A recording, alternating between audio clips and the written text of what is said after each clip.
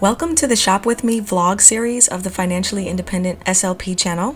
This series looks to show cost-effective materials that you can use as a clinician for speech-language pathology treatment. They can be sponsored either by you, your company, whatever you decide to negotiate. I love to individualize my treatment sessions with the different clients because if I'm not having fun, they're not having fun.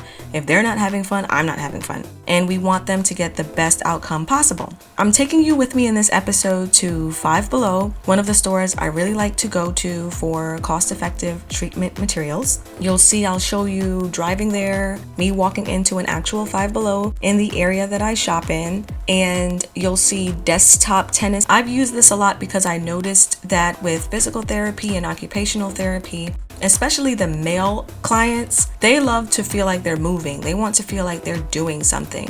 So whether or not we're doing swallow therapy exercises, they love the gaming activity being incorporated in that. They can do 5 repetitions of an exercise and then it's their turn to participate in the game. I can have them play with me. I can have them play with other people that are in the facility. It really depends on the facility, and it depends on how the person is structured, because you have people that are in independent facilities, independent living facilities, assisted living facilities, outpatient facilities. They might be in home, they might be in the skilled nursing facility, you might be in the school system. So whatever the case may be, I like to use these materials to engage the patient as an individual or as a group, or to kind of help them with their family members, because sometimes family members, they're frustrated with a new change or an acute situation and they don't know how to interact with their loved ones anymore. So here we are doing different activities with these very cost-effective materials. So the desktop tennis, I like to play that game. You'll see organization folders that I'll have there, and I use that for if they used to coupon. If they used to coupon, I would have them sorting different coupons. And sometimes you can use this as a functional activity where they might have family members who are obviously still shopping or grocery shopping, and they can feel useful, they can feel functional, they can feel like they're still helping their family in some way by sorting coupons that they find in the paper at the facility or local newspapers that they might be able to find, and they can have that arranged and prepared for their family members or grandkids. It's a fun way for them to engage with their current community. They can also arrange newspaper clippings in alphabetical order, such as the sports section or the business section. You individualize it to the topics of their interest. You'll also see Connect 4 games, which is very good for visual spatial perception, reasoning, sequencing, thought organization, sustained attention. And again, you can have it where that's the activity with itself, or you can incorporate their goals and have question and answer, have problem solving. You can have them do repetitions of different exercises that you might want them to do in addition to the activity, during the activity, or alternating with the activity. You'll see darts. I really like to use darts when it comes to the males. They love to feel like they're doing something. They don't want to just sit there yakking about just anything or talking and answering questions. Sometimes they want to feel like, okay, if I answer this question, I'll get to throw the dart, and I can win. I'm the bullseye master of the day. So this goes over really well if you want to do it individually or if you want to co-treat with the occupational therapy, because sometimes they don't consider speech language pathology like real therapy. They think we're just there to bombard them with questions or help them eat, and we're a lot more intense and comprehensive than that. I have the baseball player throw for the same thing.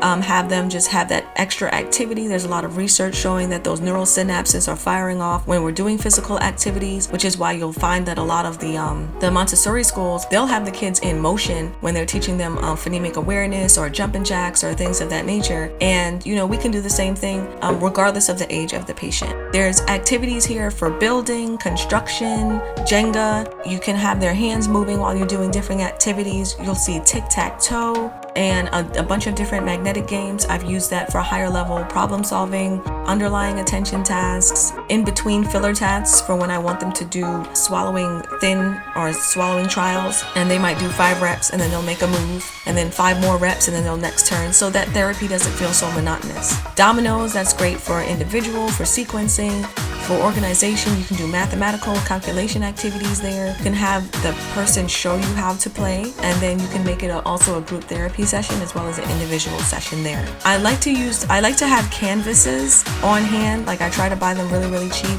at stores such as Five Below, because sometimes you get artists. And I once had a French artist who, her son, one of his goals was for his mom to start painting again.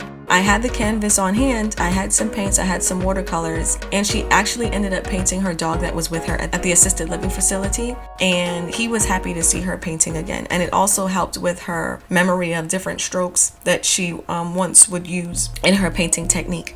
You're going to see different games in this episode. If there is a specific game that I show that you want me to explain the rules that I use, because sometimes I change the rules in a therapy session and what goals I address with that specific game, you can request that in the comments below as a video, and I will definitely add that in. You'll see a picture of candy. Adults and kids alike enjoy it, so sometimes I'll have candy. If you need a sugar-free diabetic alternative, there are bulk options at orientaltrading.com. So stay tuned for that video, because there's a lot of materials for therapy that I get from orientaltrading.com. I also like to individualize treatment for the STEM clients. I like to have STEM items on deck in my speech bag. I've had patients who have worked for different government entities, NASA, the Goddard Space Center, other aspects of government, biologists. One scientist in particular, I had used a microscope with her because a lot of her lab work before she progressed in her dementia involved working on histological slides. And she was just so happy to have our therapy sessions where we worked on space retrieval, we did memory exercises, we did delayed recall. We did a lot of different things where she would engage in something and she had to do topic maintenance, recalling what she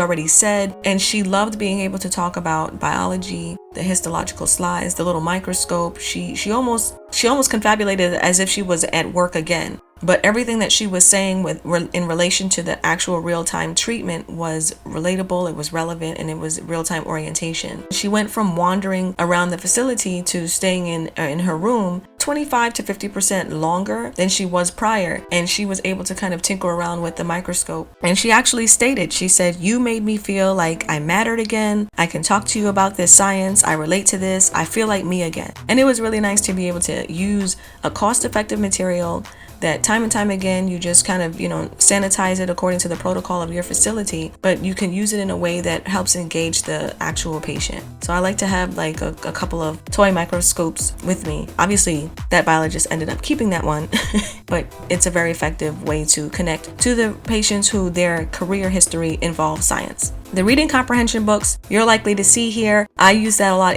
when I would do the school system contracts, where we would do different toys, we would use stickers, we would talk about the different games. Sometimes I would incorporate puppets. So I really like the reading comprehension books that I was able to find according to grade level, and then I could work with the classroom teachers on the standards of the core curriculum of the different grade levels of the different students that I was working with, so that my activities matched what they were doing in the classroom, but still addressed the more speech pathology aspect of it, like the language comprehension, understanding, main idea, formulating thoughts, executive function, things of that nature. You'll see the dice games on here. I use dice for literally everything. If I can't find anything, if I'm limited in time, if I can't come across any activities or any materials in a facility and it's my first day or two and I haven't had a chance to refurbish my material content in my bag yet, what I'll do is I'll grab some dice and we can do dice with articulation, problem solving, expression, fluency strategies, dysarthria strategies, swallow repetitions. I'll have them roll the dice. Sometimes the OT likes to kind of come in if they're working on some type of movements with their wrists and they're working on different things with finger dexterity. I bring the OTs in, or sometimes the OTs bring themselves in as a co-treatment, but I definitely like dice games because